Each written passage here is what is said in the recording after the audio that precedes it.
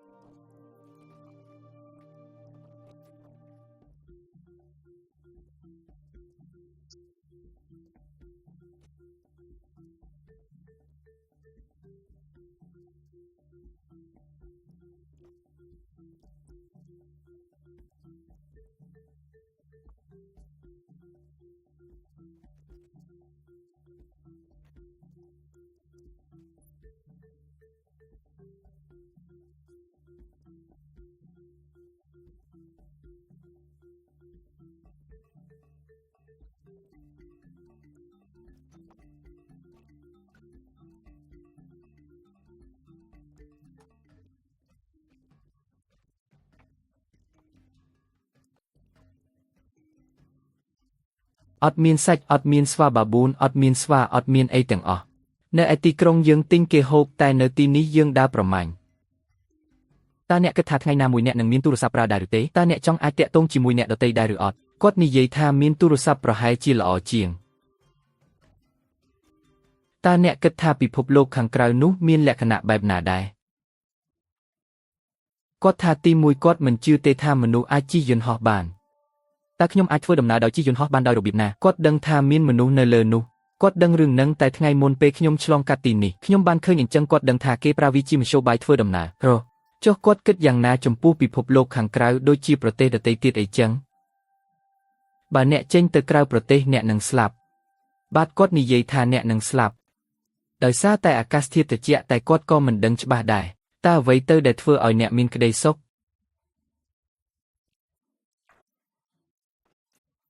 ពេលយើងចេញទៅប្រមាញ់ហើយទទួលបានជោគជ័យយើងមានក្តីសុខ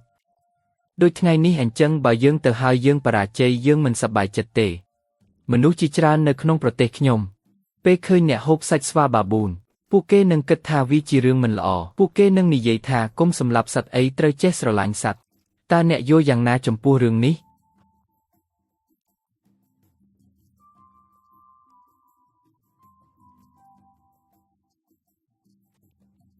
ទីមួយគាត់មិនខ្វល់ទេថាពួកគេនិយាយអ្វីពីការដែលគាត់ហូបសាច់ស្វាបាប៊ូននោះតែគាត់ថាពួកគេជាកុលសម្ព័ន្ធប្រមាញ់យើងត្រូវតែប្រមាញ់ដើម្បីហូបទោះជាយ៉ាងណាក៏យើងចូលចិត្តសាច់ស្វាបាប៊ូនដែរបើសិនជាអ្នកនៅម្នាក់ឯងកណ្ដាលព្រៃដោយគ្មានមនុស្សគ្មានសហគមន៍មានតែកាំបិតមួយតើអ្នកអាចរស់បានយូរប៉ុណ្ណាគាត់ថាបើមានតែមួយកាំបិតគាត់មិនអាចរស់បានទេគាត់ត្រូវការធ្នូនឹងព្រួញបើសិនជាអ្នកមានធ្នូនឹងព្រួញតើអ្នកអាចរស់បានយូរប៉ុណ្ណារហូតជនជាតិហាត់សេបធ្វើព្រួញដោយខ្លួនឯងខុសប្លែកពីកុលសម្ព័ន្ធផ្ទៃទៀតពួកគេដូរយកដែកគោលមកដំឲ្យស្រួយធ្វើជាក្បាលព្រួញពួកគេចំណាយពេលរាប់ម៉ោងច្នៃឈើប្រើធ្មេញខំឲ្យត្រង់រួចចងភ្ជាប់ដោយសរសៃរុក្ខជាតិនិងតុបតែងដោយរោមសត្វ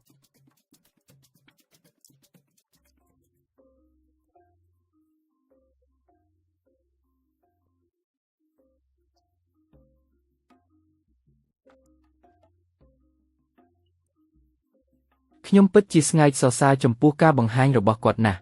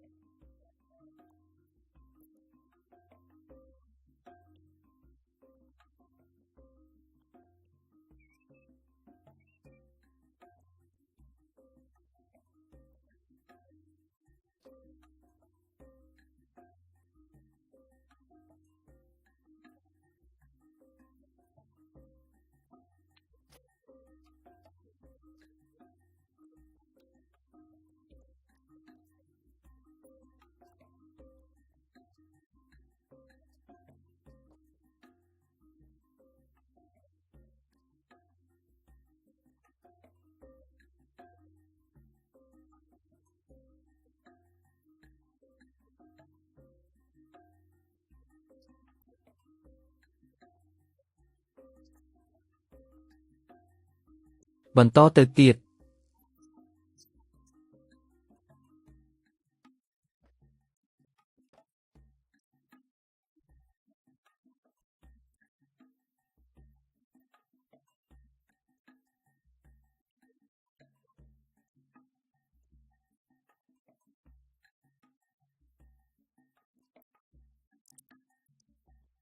សំឡេងគឺដូចបេះបិទតែម្ដង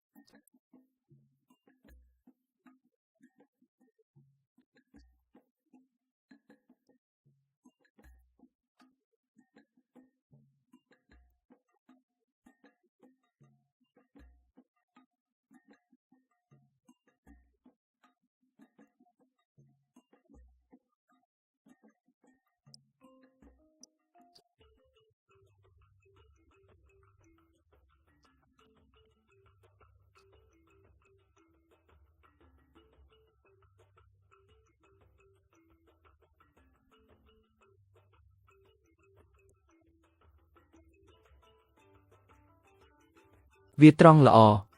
វាអត់ងាយបាក់ទេរបស់នេះរឹងមាំខ្លាំងណាស់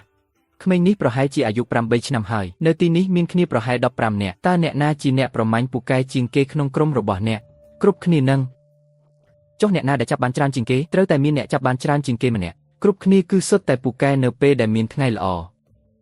បើឆ្លើយបែបនេះក៏បែបនេះទៅចុះអ្នកដឹងស្រាប់ហើយវាស្ដាប់ទៅដូចជាជីវិតដែលសាមញ្ញហើយមិនសូវមានភាពតានតឹងប៉ុន្មានទេតើអ្នកធ្លាប់ជួបភាពតានតឹងក្នុងជីវិតខ្លះទេអីចឹងគេថាវាដូចជាជីវិតដែលស្រួលប៉ុន្តែវាមិនដូចអ្វីដែលយើងឃើញទេ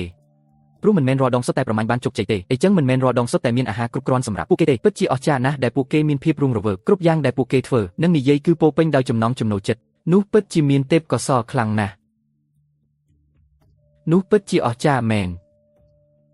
យប់ជិតមកដល់ហើយគ្រប់គ្នាកំពុងតែសម្រាកលំហែកាយនិងអង្គុយលេងធម្មតាជីវិតនៅទីនេះពិតជាមានភាពស្ងប់ស្ងាត់ខ្លាំងណាស់អ្នកដឹងទេខ្ញុំធ្លាប់ទៅលេងកុលសម្ព័ន្ធជាច្រើននៅអាហ្វ្រិកនិងជុំវិញពិភពលោកវាមានទាំងល្អនិងមិនល្អខ្លះពេលយើងទៅលេងយើងមានអារម្មណ៍ថាពួកគេសម្ដែងឲ្យភ្ញៀវទេសចរមើលដូចជាពេលឃើញឡានមកដល់ពួកគេក៏ពាក់ខ្សែនឹងឈុតរបស់ពួកគេវាហាក់ដូចជាមិនពិតប្រាកដហើយខ្ញុំមិនចូលចិត្តទេប៉ុន្តែនៅទីនេះក្នុងប្រទេសតង់សានីជាមួយកុលសម្ព័ន្ធហាត់សេបនេះគឺជាធម្មជាតិពិតរបស់ពួកគេធ្វើខ្លួនបែបនេះឯងមកគូទេសចររបស់យើងឈ្មោះនីសប្រាប់ថាឲ្យខ្ញុំមកជួបពួកគេតែម្នាក់ឯងព្រោះគាត់រាប់អានពួកគេហើយនេះគឺជាជីវិតរស់នៅប្រចាំថ្ងៃរបស់ពួកគេពួកគេគ្រាន់តែអង្គុយលេងធម្មតាគាត់កំពុងព្យាយាមបង្រៀនខ្ញុំឲ្យចេះធ្វើសម្លេងចុចមាត់រឿងរ៉ាវនេះខុសប្លែកពីអ្វីដែលខ្ញុំធ្លាប់ជួបព្រោះខ្ញុំមិនមែននៅក្នុងផ្សារដែលអ៊ូអរហើយក៏មិនមែនកំពុងរត់ចុះឡើងតាមផ្លូវដែរខ្ញុំគ្រាន់តែសម្រាកលំហែប្រើជីវិតយឺតនិងអង្គុយលេងជាមួយពួកគេប៉ុណ្ណោះខ្ញុំស្មានថាគាត់កំពុងតែនិយាយរឿងអីមួយពេលគាត់ចង្អុលទៅលើដើមឈើតែតាមពិតគាត់ចង្អុលបង្ហាញបាសីមួយហើយក្មេងនោះមើលមិនទាន់ទេឲ្យខកចិត្តមែនឥឡូវនេះខ្ញុំកំពុងតែអង្គុយលេងម្នាក់ឯងជាមួយក្រុមជនជាតិដើមនេះហើយព្យាយាមស្វែងយល់ពីការសន្ទនារបស់ពួកគេអោហូអ្នកទាំងអស់គ្នាខ្ញុំនិយាយលេងចេញហើយខ្ញុំគ្រាន់តែចំណាយពេលបន្តិចដើម្បីគយគន់ថ្ងៃលិចដ៏ស្រស់ស្អាតសម្លេងផ្គរលាន់ដែលខ្ញុំទើបតែនឹងព្យុះភ្លៀងដែលកំពុងតែមកដល់ហើយគ្រាន់តែអង្គុយលេងជាមួយកូនសម្ព័ន្ធហាត់សេពួកគេកំពុងតែធ្វើម្ហូបសម្រាប់អាហារពេលល្ងាចហើយខ្ញុំនឹងចូលគេងលឿនបន្តិចព្រោះខ្ញុំមិនបានគេងពីថ្ងៃមកហើយព្រឹកស្អែកនេះចាប់ផ្ដើមពីម៉ោង6:00ព្រឹកពួកគេនឹងនាំពួកយើងទៅបរបាញ់ខ្ញុំពិតជាទន្ទឹងរង់ចាំមិនចង់បានទេខណៈពេលដែលយើងកំពុងសម្រាកខ្ញុំក៏បង្ហាញក្មេងនៅតម្រងរូបភាពកំប្លែងក្នុងទូរស័ព្ទរបស់ខ្ញុំវាពិតជាអស្ចារ្យណាស់ដែលបានឃើញថាសំណើចគឺជាភាសាស្ករកូរ៉េទើបតែចេញពីព្រៃជាមួយក្មេងម្នាក់នេះហើយគាត់ត្រឡប់មកវិញជាមួយសត្វដែលចាប់បានថ្មីនេះគឺជាបក្សីដែលក្មេងនោះទើបតែចាប់បានកាលពី5នាទីមុននេះឯងបក្សីស្រស់រសជាតិដូចសាច់មាន់ដែរតែឆ្ងាញ់ណាស់មានឆ្អឹងបន្តិចហើយរសជាតិរៀងខុសពីសាច់មាន់បន្តិចប៉ុន្តែវាមិនអាក្រក់ប៉ុន្មានទេកាលអ្នកអាយុប៉ុនគាត់អ្នកបានទៅរៀនអញ្ចឹងសំណួររបស់ខ្ញុំគឺបើអ្នកមានឱកាសបានទៅរៀនតើអ្នកនឹងទៅរៀនទេបាទខ្ញុំអាចទៅបានអ្នកនឹងទៅរៀនមែនទេតើអ្នកមានអារម្មណ៍យ៉ាងណាពេលដែលមានភ្ញៀវទេសចរមកទីនេះបាទគាត់ថាគាត់មានអារម្មណ៍ល្អជាងមុនព្រោះពួកគេផ្ដល់របស់ល្អដល់ពួកយើងតើអ្នកធ្លាប់ចាក់ចេញពីភូមិដើម្បីចូលទៅក្នុងទីក្រុងដែរឬទេអត់ទេបើអ្នកមានឱកាសតើអ្នកនឹងទៅទេដើម្បីរៀនសូត្រយល់ព្រមអ្នកទាំងអស់គ្នារាត្រីសួស្តីជួបគ្នាពេលព្រឹកថ្ងៃស្អែកមានការបរបាញ់ធំ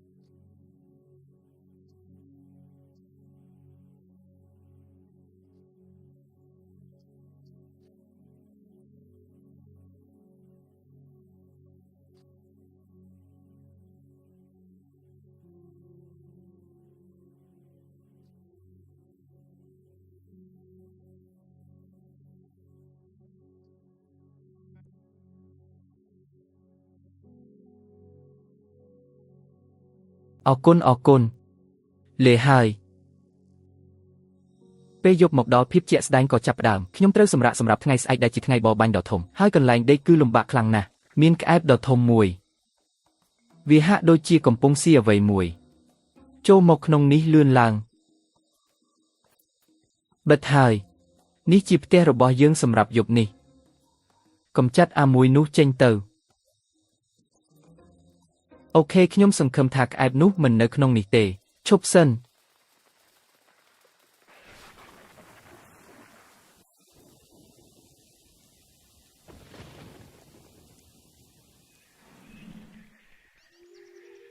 ពួកយើងបានដេកក្នុងតង់តូចនេះហើយភ្លៀងធ្លាក់ខ្លាំងពេញមួយយប់ពេលភ្ញាក់ឡើងសម្ភារៈយើងជាច្រើនបានទឹកជោកអស់កុងត្រូលដ្រូនរបស់កូរ៉េខូចហើយកែវលេននេះមានទឹកចូលកាបូបរបស់ខ្ញុំក៏សមដែរសំណាងល្អដែលកុំព្យូទ័រលិខិតឆ្លងដែននិងរបស់សំខាន់ទាំងអស់របស់ខ្ញុំនៅស្ងួតលក្ខខណ្ឌមិនសូវអំណោយផលទេប៉ុន្តែ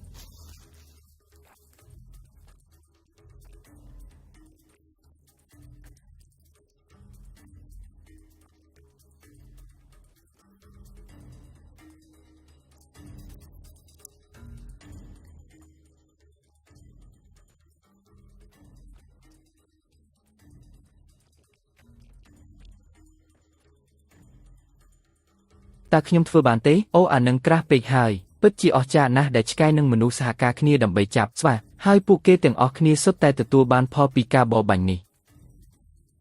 លុយមែនសម្រាប់ផឹកទឹកបន្តិចសម្រាប់ពួកឆ្កែ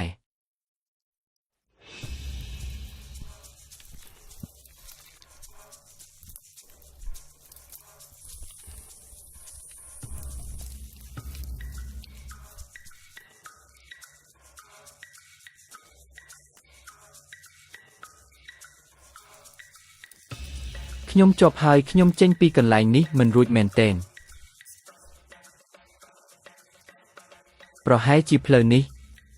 ឲ្យងាប់ហើយមិត្តឲ្យនេះវាឈួតខ្លាំងណាស់ក្នុងអាវឯងមានប្រហោងច្រើនណាស់ឯងក៏កំពុងហូរឈាមបន្តិចដែរអាវនេះចប់ហើយប្រាប់ឲ្យដឹង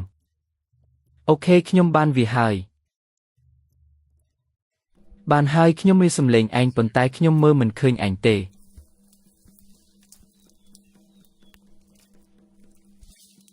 ខ្ញុំនិងកូរ៉េកំពុងតែជាប់នៅកន្លែងណាមួយយើងមិនដឹងថាអ្នកផ្សេងនៅណាទេយើងឬតែសម្លេងមនុស្សនៅជុំវិញខ្លួនយើងវាធ្វើឲ្យតានតឹងផ្លូវចិត្តជាងរាងកាយទៅទៀត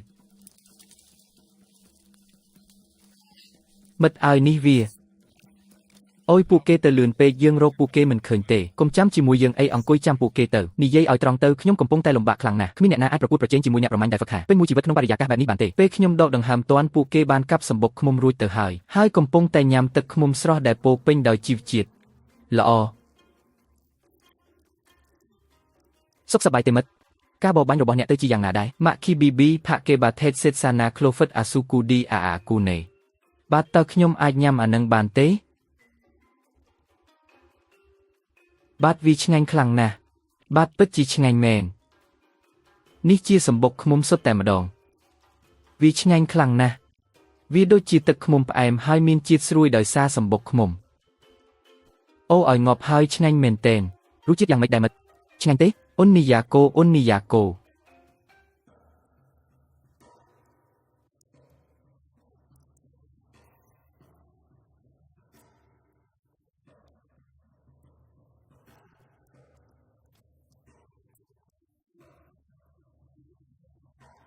ពួកគេទើបតែបាញ់បានសម្បុកតូចមួយនេះខ្ញុំស្មានថាវាជាស្រមោលជ្រវៃផ្សេងប៉ុន្តែវាជាសត្វកំប្រុកពេញវ័យមួយមិត្តអូអាណិតវាណាស់មិត្តពួកគេទើបតែឃើញស្នាមជើងថ្មីរបស់ជ្រូកព្រៃដូច្នេះតាមធម្មតាពួកគេក៏រត់ដេញតាមកំពុងតែព្យាយាមតាមឲ្យទាន់បាទពួកគេរត់លឿនខ្លាំងណាស់វាពិតជាឈួតឡប់មែនបាទវាពិតជាព្រៃផ្សៃមែនមិត្តឲ្យបន្លាទាំងនេះអោព្រះឲ្យ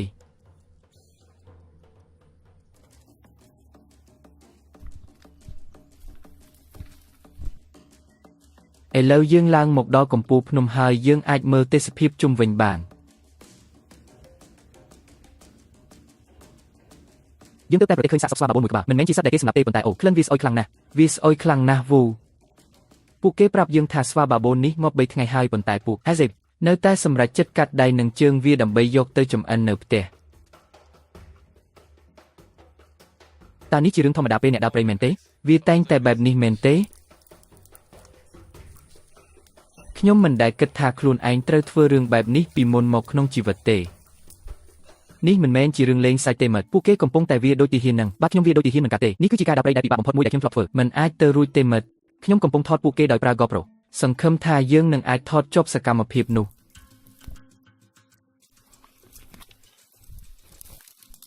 ឥឡូវម៉ោង 11:02 ព្រឹកហើយយើងដើរបានជាង5ម៉ោងហើយមកទល់ពេលនេះនៅមិនទាន់ឃើញស្វាបាបូនទេឥឡូវយើងកំពុងត្រឡប់ទៅជំរំវិញខ្ញុំអស់កម្លាំងខ្លាំងណាស់ជើងខ្ញុំឈឺខ្លាំង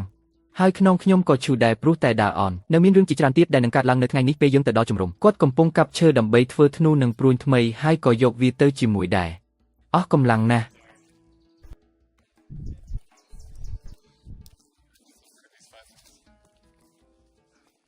អោព្រះអើយយើងដើរបានប្រហែល7ម៉ោងហើយខ្ញុំគឺអស់កម្លាំងដាច់ខ្យល់ហើយគ្រាន់តែដើរទៅមុខរហូតវាដូចជាគ្មានទីបញ្ចប់សោះពួកគេកំពុងមកហើយខ្ញុំស្មានថាពួកគេនៅឆ្ងាយពីមុខយើងទៅទៀតតែតាមពិតពួកគេនៅពីក្រោយយើងសោះស៊ូស្តេមិត្តសម្លាញ់យើងនៅមានផ្លូវត្រូវដើរទៀតមិត្តបាទកុំប្រាប់ខ្ញុំអីរឿងហ្នឹងបរិសម្នាក់នោះទើបតែចាប់បានបាសីមួយទៀតតាមពិតទៅវានៅរស់នៅឡើយទេប៉ុន្តែគាត់កំពុងតែយកខ្សែរឹតវាឲ្យថប់ដង្ហើមស្លាប់ហើយ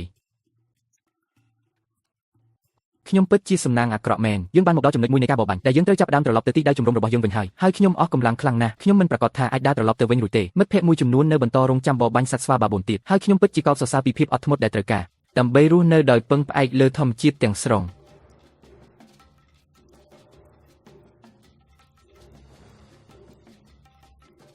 បន្ទាប់ពី7ម៉ោងកន្លះយើងក៏បានត្រឡប់មកដល់វិញមិត្តភ័ក្តិឯទៀតនៅបន្តបរបាញ់នៅឡើយយើងប្រហែលជាដើរបានចម្ងាយ15ទៅ20ម៉ាយខ្ញុំអស់កម្លាំងខ្លាំងណាស់ហើយត្រូវការសម្រាកដូច្នេះខ្ញុំសម្រេចចិត្តសម្រាកជាមួយអ្នកដទៃដែលកំពុងអង្គុយជក់បារីពួកគេកំពុងជក់បំពង់ជក់ឥឡូវនេះខ្ញុំមិនដែលឃើញមនុស្សជក់បំពង់បែបនេះតាំងពីសម័យរៀននៅមហាវិទ្យាល័យមកម្លេះឲ្យងប់ហើយពួកគេកំពុងតែហុចក្អមស្រាដែលផ្អាប់ទុកឲ្យគ្នាទៅវិញទៅមកវាដូចជាស្រាក្នុងស្រុកដែលពួកគេផឹកខ្ញុំធ្លាប់សាកវានៅតាមប្រទេសអាហ្វ្រិកជាច្រើនហើយខ្ញុំដឹងច្បាស់ថាវាមានរសជាតិយ៉ាងណាដូច្នេះវាជារឿងធម្មតាទេការផឹកនិងការជក់អ្នកណាក៏ធ្វើដែរ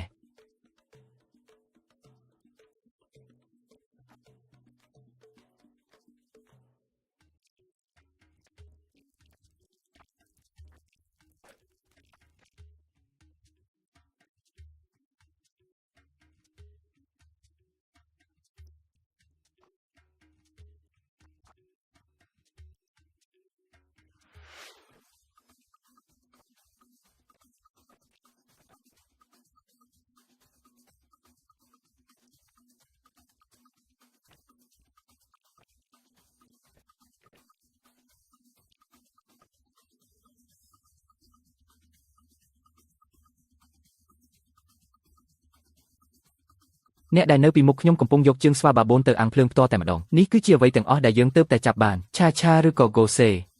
នោះប្រហែលជាឆាហើយតើមួយណាក្នុងចំណោមនេះដែលអ្នកចង់ញ៉ាំជាងគេស្វាបាបូនល្អណាស់ស្រាប់តែអ្នកបរបាញ់ដែលនៅសល់ត្រឡប់មកវិញហើយពួកគេមានរបស់ដែលចាប់បានថ្មីគឺស្វាបាបូនមួយក្បាលគាត់ស្ពីវានៅលើខ្នងដូចជាកាបូបអញ្ចឹងដូចជារឿងធម្មតាប្រចាំថ្ងៃរបស់គាត់ហើយគ្រប់គ្នាសប្បាយរីករាយនឹងពិធីជប់លៀងដែលនឹងមកដល់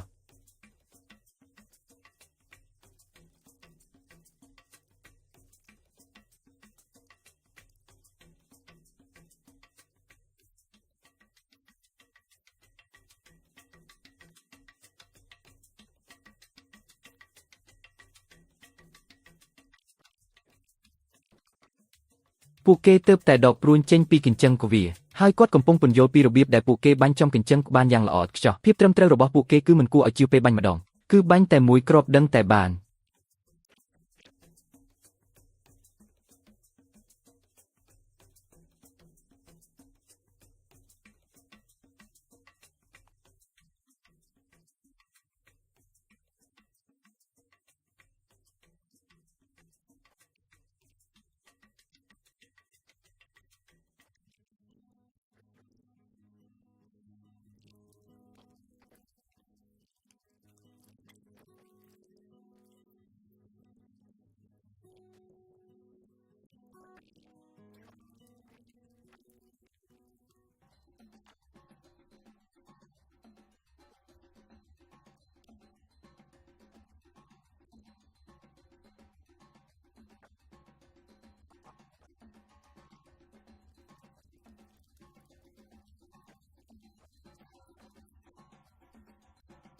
ទឹកប្រមាត់ក្រពះពោះវៀន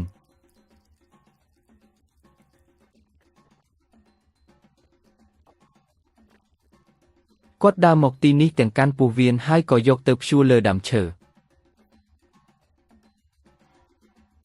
មើលបរិសម្នាក់នេះចុះពិតជាគួរឲ្យអស់សំណើចណាស់ហើយមិត្តសម្លាញ់ការងារថ្មីរបស់អ្នកខ្ញុំបានបង្រៀនគាត់ពីរបៀបចង់អារម្មណ៍ដូច្នេះគាត់គួរតែធ្វើបានល្អខ្ញុំមិនមែននិយាយរឿងនេះដើម្បីអួតឬបង្ហាញខ្លួនឲ្យគេឃើញថាលយនោះទេនេះគឺជាជីវិតពិតរបស់ពួកគេជាអ្នកប្រមាញ់នឹងរើសចំណីនេះហើយជាវិធីដែលពួកគេរកអាហារបើពួកគេមិនចាប់បានអ្វីទេពួកគេនឹងគ្មានអាហារហូបឡើយវាពិតជាពិសេសណាស់ដែលបានឃើញផ្ទាល់ហើយខ្ញុំសង្ឃឹមថាអ្នកទាំងអស់គ្នានឹងយកពីអត្ថន័យនៃរឿងនេះអាទិត្យកំពុងលេចភ្លើងក៏ត្រូវបានបង្កាត់ឡើងហើយសាច់ស្វាបាបូននឹងត្រូវយកទៅចម្អិននាងកំពុងបង្ហាញពីរបៀបបង្កាត់ភ្លើងគឺគ្រាន់តែយកឈើមួយដើមមកត្រដុសលើដីយ៉ាងលឿនត្រដុសលើកាំបិតរួចវាក៏ចេញភ្លើងពួកគេបង្កាត់ភ្លើងបានក្នុងរយៈពេលតែ20វិនាទីប៉ុណ្ណោះហើយពេលនេះពួកគេកំពុងបោះស្បែកក្បាលវាតើពួកគេហូបគ្រប់ផ្នែកនៃក្បាលវារួមទាំងខួរក្បាលនិងអ្វីទាំងអស់មែនទេបាទគឺហូបទាំងអស់សម្រាប់ពួកគេសាច់ស្វាបាបូនគឺជាអាហារចូលចិត្តសាច់ស្វាបាបូនខ្ញុំមិនមែននិយាយសាច់របស់ថ្ងៃនេះទេមិនមែនថ្ងៃនេះទេខ្ញុំមិនប្រកាសថាអាចបង្ហាញពីផ្នែកលើចំពោះមុខខ្ញុំហើយពួកគេបានសម្រាប់យកពួកគេនឹងធ្វើជាក្បាំងពាក់ក្បាលឬគ្រឿងលម្អក្បាលមែនទេបុរសម្នាក់នេះកំពុងយកស្វាបាបូនមកពាក់លើក្បាលរបស់គាត់អូគេថាអានឹងជាសាច់ដែលឆ្ងាញ់ជាងគេមួយដែរពួកគេនឹងយកវាទៅស្ងោរពួកគេកំពុងរអ៊ូព្រោះបុរសម្នាក់នោះដាក់ទឹកច្រើនពេកនេះជាលើកទី1ហើយដែលខ្ញុំភ្លក់សាច់ស្វាបាបូនបាទវាមានក្លិនឆ្អាបខ្លាំងណាស់ចំពោះសាច់វិញគឺវាបែបនឹងឯង ឆ្អាបខ្លាំងណាស់វាមានក្លិនឈ្ងុយដូចពេលដែលយើងដកដង្ហើមចេញតាមច្រមុះអញ្ចឹងនេះមែនទេមួយនេះមែនទេបាទវាជាបេះដូងចុះបេះដូងនៅត្រង់នេះមែនទេបាទវាដូចជាបេះដូងអញ្ចឹងនេះជាសត្វកំប្រុកឬដែលគេហៅថាថេនទេមានឆ្អឹងច្រើនណាស់មួយនេះវិញគឺឆ្ងាញ់រសជាតិវាដូចសាច់មាន់អូបាទខ្ញុំអាចទំពាអានេះបានពេញមួយថ្ងៃជើងស្វាបេ4ចាស់វាមិនអាក្រក់ប៉ុន្មានទេឆ្អាបបន្តិចប៉ុន្តែវាមានរសជាតិដូចសាច់ក្រៀម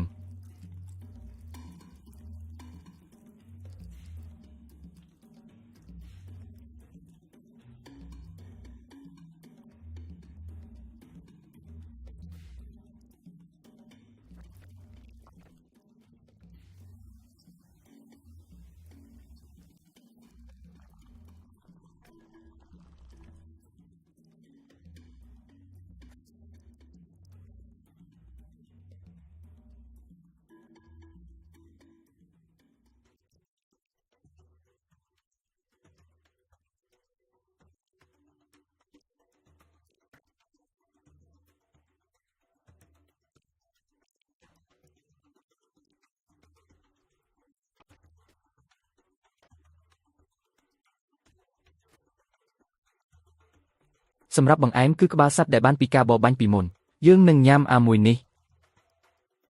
ខ្ញុំនឹងញ៉ាំតាមក្រោយអ្នក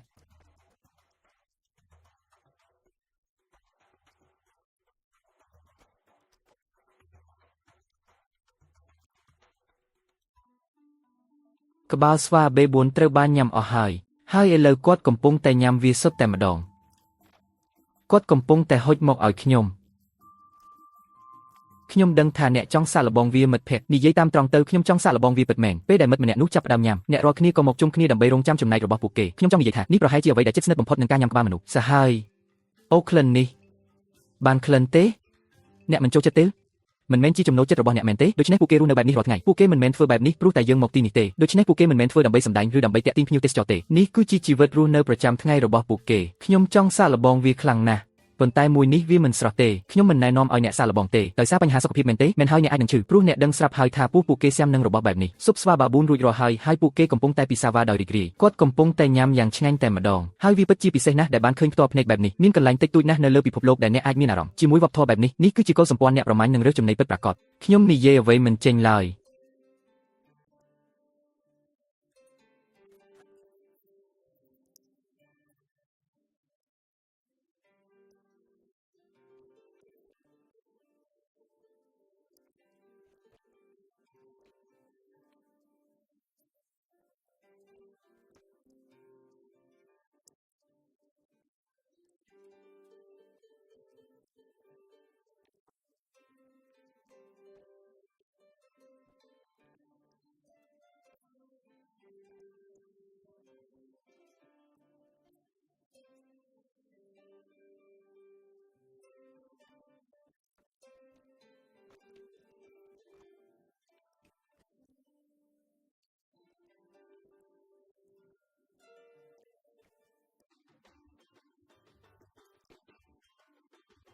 ខ្ញុំមិនដែលជួបអ្វីដែរ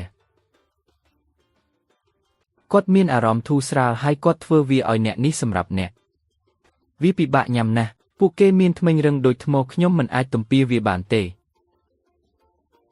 ប៉ុន្តែវាចូលទៅតាមចន្លោះធ្មេញអស់ហើយនេះពិតជាអស្ចារ្យណាស់មិត្តជីវិតគឺសាមញ្ញជាងអ្វីដែលយើងគិតទៅទៀតតើអ្នកមានអារម្មណ៍យ៉ាងណាពេលឃើញជនបរទេសនៅទីនេះជាលើកដំបូង